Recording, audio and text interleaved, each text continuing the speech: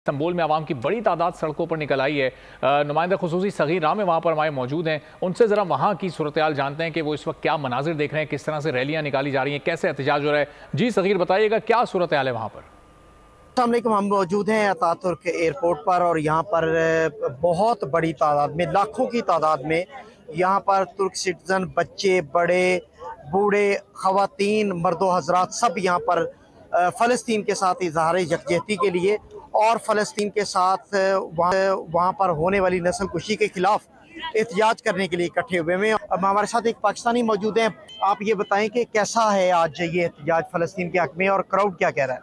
भाई जलसा बहुत बड़ा है यहाँ पर और उर्दवान साहब आ चुके हैं, इनकी स्पीच शुरू हो गई है और मुझे तो बहुत हैरत हो रही है कि इतने ज़्यादा लोग यहाँ पर आए हैं। लाखों की तादाद में लोग आए हुए हैं। हमारी भी पूरी फैमिली आई भी है, अभी फ़िलहाल अंदर है और बस देखिए अल्लाह ताला इस एहतजाज की वजह से ये अमन लेके आए फ़लस्तीन के अंदर और सुकून हो वहाँ पर।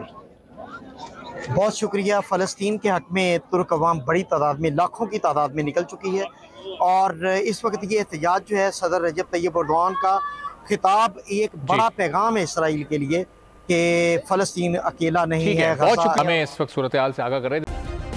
सब्सक्राइब करें और बेल दबाएं ताकि कोई खबर रह न जाए।